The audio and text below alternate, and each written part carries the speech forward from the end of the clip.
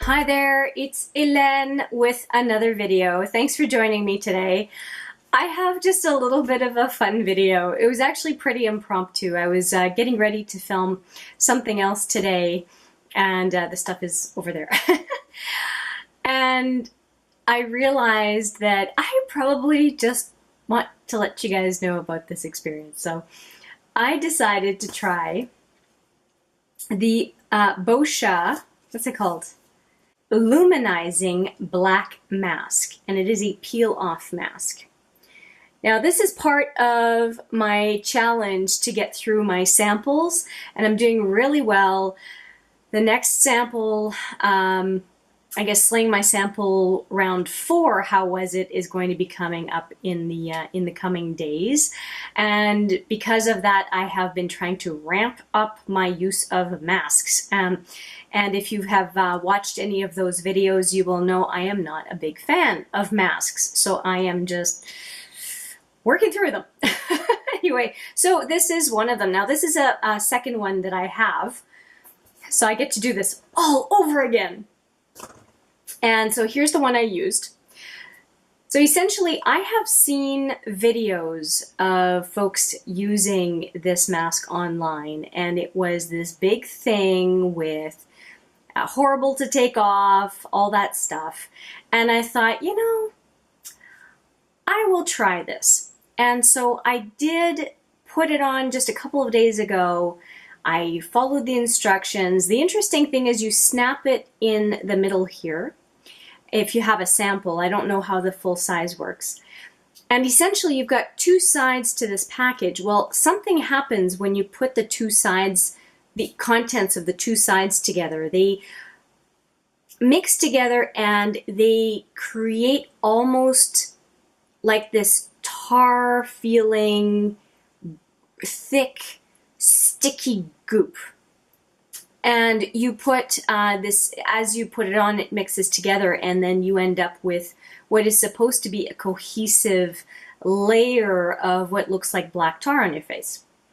And so I did that, but I didn't fully understand that these two sides needed to mix. And I think that if I were to do it again, which I get to, I would make more certain that those two sides mix together as well as possible.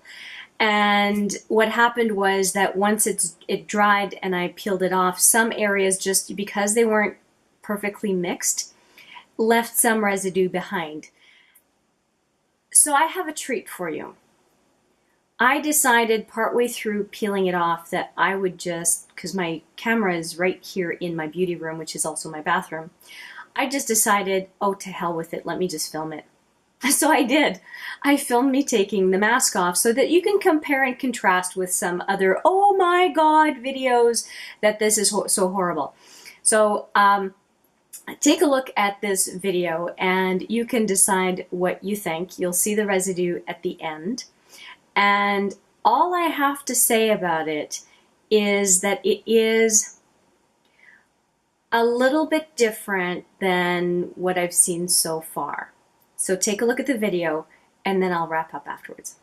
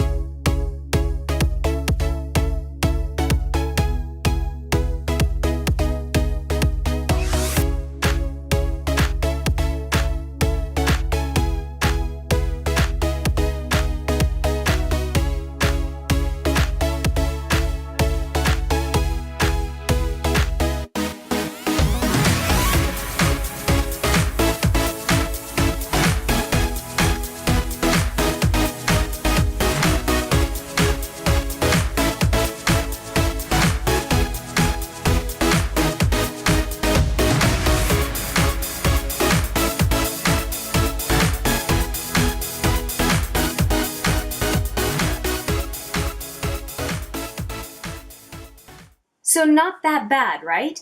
Now, a bit of a cautionary note here. I wax my little hairs on my face, and so my skin may be less sensitive than other folks when it comes to these types of masks. I was also extremely careful not to get any into my hair. There was a big caution on this package not to do that. Watch to make sure I didn't get any on my eyebrows, and that's quite the chore because I got big eyebrows. And then anywhere else that I had, like this on the side of the hairline and whatnot, just to be very, very careful. And you know what they don't say, but we have to say, because some people have some, is because men can also use this mask, and we all have different hair situations, is that when you go and you do under, like, or over your lip, to be careful of nose hairs. Now that was not an issue for me, but as I was applying it, I thought, you know, this might be an issue for folks. Could you imagine tearing out your nose hairs? Ow, that would be so painful. Anyway, so I understand that this situation is different for folks. So the fact that I do wax my little hairs here, it is germane to the conversation, because when I peeled the mask off, I did notice that a lot of the baby hairs, whatever was left, was getting pulled off with the mask. Now, I didn't really feel anything. I mean, I felt, it was almost like a little bit like having Scotch tape on your face, and then you're peeling off, like, you know, when you put Scotch tape to help you define an eye look. To me, that's more what it felt like. I didn't think it was all that bad. Last thing. I also don't really have clogged pores over my nose, which I think is a big benefit to this mask, is that when you peel it off, your blackheads kind of come out with, and I don't really have much of that for whatever reason. And so I didn't get that satisfaction of having some cleaned out pores so much as maybe other folks, but that is supposed to be one of the benefits of the mask. Am I going to cringe over using it a second time? Not more than I cringe about using masks in the first place. So to me, it's not a big deal. It works fine, I think, for what it's supposed to do.